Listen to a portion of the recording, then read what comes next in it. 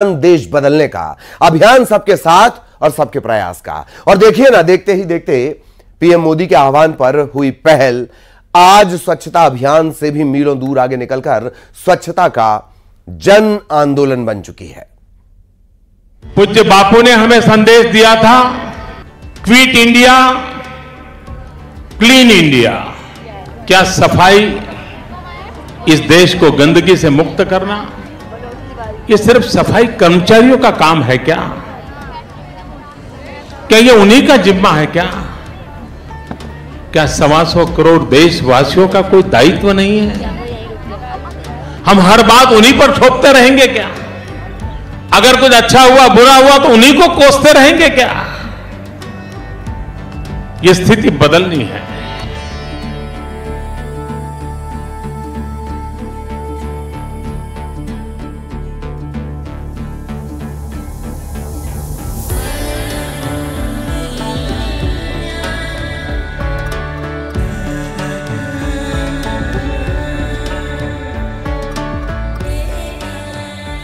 ये वो ऐतिहासिक दिन था जब दुनिया के सबसे बड़े लोकतंत्र में एक ऐसे अभियान की शुरुआत की गई जिसका सपना हमारे बापू ने देखा था। सपना स्वच्छ भारत का, सपना स्वस्थ भारत का, सपना हर घर, हर गांव, हर शहर में सफाई का। और इस सपने को साकार करने की शुरुआत हुई 2 अक्टूबर 2014 को, जिस दिन बापू को याद करते हुए देश के प्रधानमंत्री नरेंद्र मोदी ने न केवल एक संकल्प लिया बल्कि उस संकल्प को सिद्ध करने के वास्ते लोगों को भी अपने साथ जोड़ लिया। और समय के साथ बड़ी तेजी से सरकार की तरफ से हुई यह पहल न केवल एक जन आंदोलन में तब्दील हो गई बल्कि अब लोगों की आदत में यह शुमार है।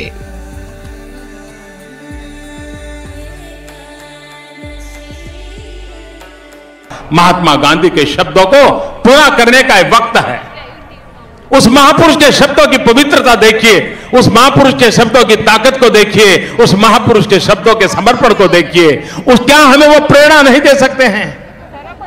चाहे मैं हूं या आप हो, हम सबके लिए महात्मा गांधी का क्विट इंडिया, ये सफलता जैसे हमें एक आनंद देती है, क्लीन इंडिया भी हमें उतना ही आनंद देगी, इतना ही सुख देगी, उतना ही समृद्धि का रास्ता प्रशस्त करेगी।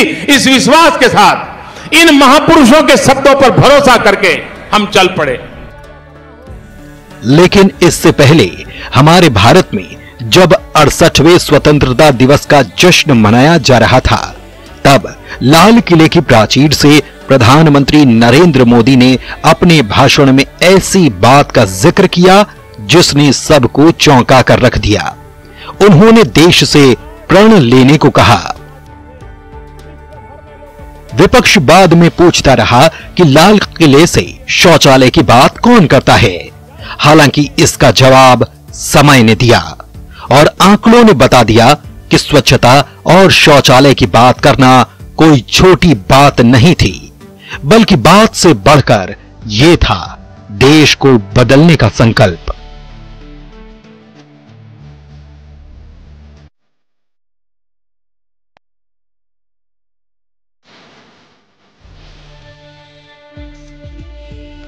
आज जब सफाई के संकल्प के 10 बरस पूरे हो चुके हैं तो देश की तस्वीर भी बदली हुई नजर आती है। शहरों में पब्लिक टॉयलेट्स का निर्माण किया गया। गांवों में ओडीएफ फ्री करने का जो संकल्प था उस लक्ष्य को भी हासिल किया गया। स्कूलों में बच्चियों के लिए अलग शौचालयों का निर्माण हुआ और महिलाओं के लिए जिन शौचालयों का निर्माण किया गया उन्हें नाम दिया गया इज्जत घर।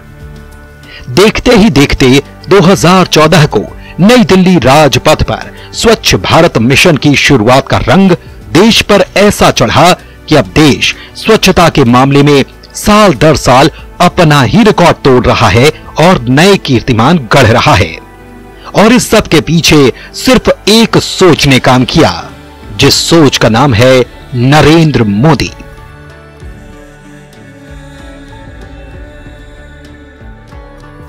और ये तो तभी साफ हो चुका था जब स्वच्छ भारत मिशन की शुरुआत की गई।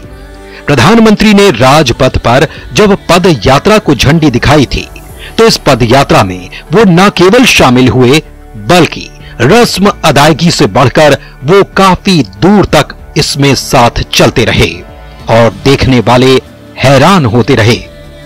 आज स्वच्छता अभियान एक राष्ट्रीय आंदोलन का रूप ले चुका है, लेकिन इसके पीछे मेहनत, लगन और बार बार लोगों को प्रेरित करने का काम प्रधानमंत्री मोदी बखूबी करते रहे।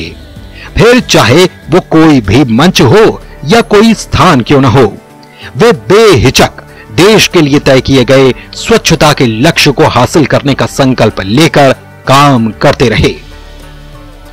जब प्रगति मैदान की टनल के उद्घाटन का मौका पड़ा तो वे टनल का मुआयना कर रहे थे। इसी दौरान यहां उन्हें कुछ कचरा और बोतल नजर आई और उन्होंने अपने साथ मौजूद टीम से नहीं बल्कि खुद उस कचरे को उठाया और डस्टबिन में पहुंचाया। लेकिन ऐसी एक नहीं अनेक तस्वीरें बार बार सामने आई जिससे देश को दिशा और प्रेरणा मिली। 9 साल पहले अपने लोकसभा क्षेत्र वाराणसी के काशी घाट में हाथ में फावड़ा लेकर स्वच्छता के मिशन में लगे प्रधानमंत्री मोदी ने गंगा घाटों की सफाई को लेकर भी अभियान छेड़ा था।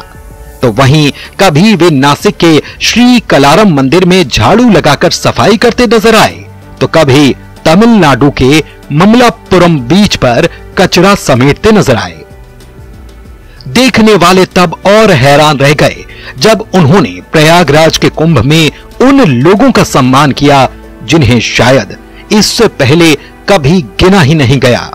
लेकिन प्रधानमंत्री नरेंद्र मोदी ने न केवल उनके काम की अहमियत को समझा बल्कि पूरी दुनिया को संदेश दिया कि स्वच्छता के असली नायकों को हमें कभी नहीं भूलना चाहिए। यहां सफाई कर्मचारियों के पैर धोकर पीएम मोदी ने फिर से स्वच्छता की अहमियत को लोगों तक पहुंचाया।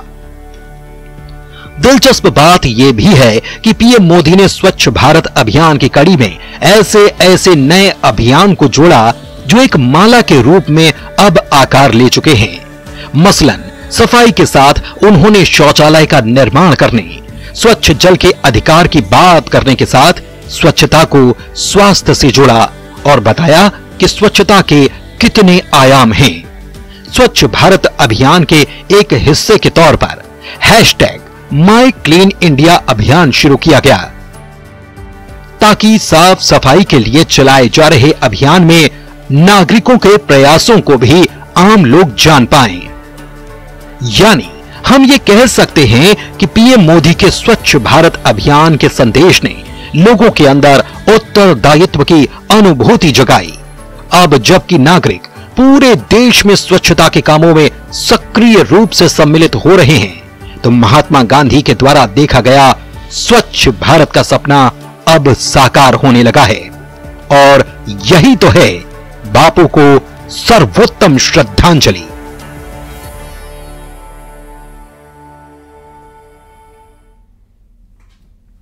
और स्वच्छता के संकल्प को सिद्ध करने के लिए पीएम मोदी की सरकार ने जो सतत प्रयास जारी रखा उसका परिणाम यह हुआ कि 9 साल में ही देश के करीब 3 लाख गांव खुले में शौच से मुक्त बना दिए गए। वहीं हाल ही में आई एक रिपोर्ट ने यह भी बताया कि स्वच्छ भारत मिशन की सफलता का ही परिणाम है कि हर साल 60 से 70 हजार बच्चों की जान बच पा रही है। आप इतनी मेहनत करते हैं उसमें ये स्वच्छता अभियान कैसे मदद करेगा? वातावरण को स्वस्थ रखना तो हमारा कर्तव्य है, वो स्वस्थ तभी हम स्वस्थ हैं। हमारे सोनीपत में गांवों में कैसा है लोगों का स्वच्छता में विश्वास कैसा है? अब थोड़ा ज्यादा ध्यान दे रहे हैं स्वच्छता की तरफ। हाँ, कहते हैं किसी भी लक्ष्य को हासिल करने के लिए सतत प्रयासों की जरूरत होती है और पीएम मोदी ने भी स्वच्छ भारत अभियान के इस मिशन को कामयाब बनाने के लिए लगातार मेहनत के साथ साथ उसमें नए नए प्रयोग किए, जिसका असर ये हुआ कि समय के साथ आंदोलन की गति मध्यम नहीं हुई बल्कि लगातार और तेज होती चली गई। आंकड़े भी इस बात की गवाही देते हैं कि स्वच्छता का संकल्प पूरा करने में कितने प्रयास किए गए। साल 2014-15 और 2021-22 के बीच केंद्र सरकार ने स्वच्छ भारत मिशन ग्रामीण को कुल 83,938 करोड़ रुपए आवंटित किए। साल 2023-24 के लिए 52,137 करोड़ रुपए का आवंटन किया गया। इतना ही नहीं, स्वच्छ भारत मिशन ग्रामीण के लिए जारी की गई रकम की निधियों के अलावा स्वच्छता के लिए 15वें वित्त आयोग की तरफ से भी अलग से फंड का आवंटन किया गया, जिसका इस्तेमाल स्वच्छता संपत्तियों के निर्माण, व्यवहार परिवर्तन को बढ़ावा देने और ठोस और तरल अपशिष्ट प्रबंधन प्रणालियों को लागू करने के लिए किया गया। नीयत अच्छी हो तो परिणाम भी अच्छे निकलकर आ ही जाते हैं। तभी तो स्वच्छ भारत मिशन ग्रामीण के अंतर्गत देश ने एक और बड़ी उपलब्धि हासिल की। अब देश के कुल गांवों में से आधे गांवों ने मिशन के दूसरे चरण के अंतर्गत खुले में शौच मुक्त यानी कि ODF का दर्जा हासिल कर लिया है। खुले में शौच मुक्त गांव के अंतर्गत वे ग्रामीण क्षेत्र हैं जहां पर ठोस या तरल अपशिष्ट प्रबंधन प्रणालियों को लागू करने के साथ साथ खुले में शौच मुक्त स्थिति को बनाए रखा गया है। अब तक 2.96 लाख से ज्यादा गांवों ने खुद को खुले में शौच मुक्त घोषित किया है और इस सफलता के बाद साल 2024-25 तक स्वच्छ भारत मिशन ग्रामीण फेज 2 के लक्ष्य तक पहुंचना आसान हो चुका है। सबसे बड़ी बात यह कि खुले में शौच मुक्त गांवों के प्रतिशत की अगर बात की जाए तो इसमें ODF में राज्यों का प्रदर्शन कुछ इस प्रकार रहा। तेलंगाना 100%, कर्नाटक 99.5%, तमिलनाडु 97.8%, उत्तर प्रदेश 95.2% और गोवा 95.3%। वहीं केंद्र शासित प्रदेशों में अंडमान और निकोबार द्वीप समूह, दादरा नगर हवेली और दमन दीव और लक्षद्वीप में 100% खुले में शौच मुक्त आदर्श गांव हैं। इन राज्यों और केंद्र शासित प्रदेशों ने खुले में शौच मुक्त का दर्जा हासिल करने में ऐसी कामयाबी हासिल की जो कि दूसरों के लिए प्रेरणा है। स्वच्छ भारत मिशन को लेकर कुछ वक्त पहले आई एक रिपोर्ट ने भी ये बताया कि इस पहल से कितना फायदा हुआ है और न केवल फायदा हुआ बल्कि हर साल 60 से 70 हजार बच्चों की जान इससे बची। इस रिपोर्ट के बारे में प्रधानमंत्री नरेंद्र मोदी ने भी सोशल मीडिया साइट X पर लिखा और बताया कि कैसे स्वच्छ भारत मिशन की सफलता हुई और यह अभियान जनता के स्वास्थ्य के लिए गेम चेंजर साबित हुआ। दरअसल ब्रिटेन के साप्ताहिक साइंस जर्नल नेचर में प्रकाशित एक शोध का हवाला देते हुए कहा कि स्वच्छता के कार्यक्रम ने बाल और मातृ मृत्यु दर में कमी लाने में उल्लेखनीय योगदान दिया। नेचर की इस रिपोर्ट में कहा गया कि स्वच्छ भारत मिशन शुरू होने के साथ शौचालयों के निर्माण में इससे पहले कभी न होने वाली ग्रोथ दर्ज की गई। इस मिशन पर काम शुरू होने के बाद से पहले के सालों की तुलना में बच्चों की मृत्यु दर में उल्लेखनीय कमी आई। रिपोर्ट में अनुमान जताया गया कि स्वच्छ भारत मिशन के कारण हर साल 60,000 से 70,000 बच्चों का जीवन बचाने में कामयाबी मिली है। International food policy research institute के रिसर्चर समेत एक टीम ने 20 सालों के दौरान 35 राज्यों, केंद्र शासित प्रदेशों और 600 से ज्यादा जिलों में किए सर्वे से ये आंकड़े जुटाए हैं। इस सर्वे में साल 2000 से 2020 तक 5 साल से कम उम्र के बच्चों में मृत्यु दर पर गौर किया गया था। गौर करने वाली बात यह भी है कि जुलाई 2024 तक बीते 9 सालों में ग्रामीण और शहरी भारत में लगभग 12 करोड़ टॉयलेट्स का निर्माण किया गया और ये अपने आप में एक रिकॉर्ड है। Bureau report, news 18। और पीएम मोदी की तरफ से शुरू किया गया स्वच्छ भारत अभियान कब एक अभियान से जन आंदोलन और फिर जन आंदोलन से लोगों की आदत में शुमार हो गया। इसकी बानगी अगर देखनी है तो मध्य प्रदेश के इंदौर में देखी जा सकती है, क्योंकि ये शहर 1, 2 या फिर 3 बार नहीं बल्कि 7 बार लगातार देश में स्वच्छता में नंबर 1 बनकर उभरा है। दूसरी तरफ देश के गांव हो या फिर शहर, लोग अब खुद को बदलकर बदलाव महसूस करने लगे हैं। –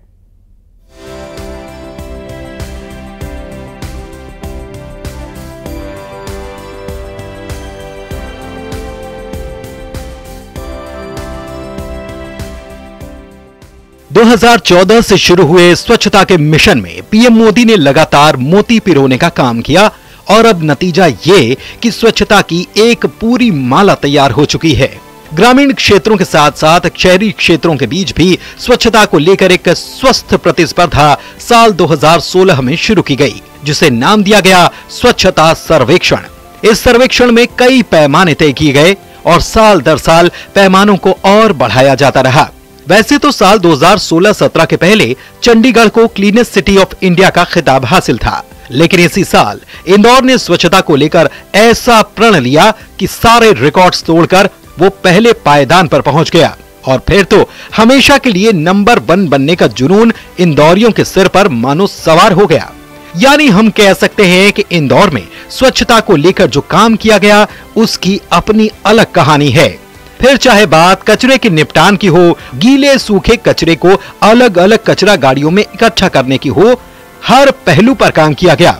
रिड्यूस, रीयूज और रिसाइकल पर काम किया गया और 2022 आते आते यह सिंगल यूज प्लास्टिक बैन लगा दिया गया। इंदौर देश का वो पहला शहर बना जिसने ये कड़ा और बड़ा कदम उठाया।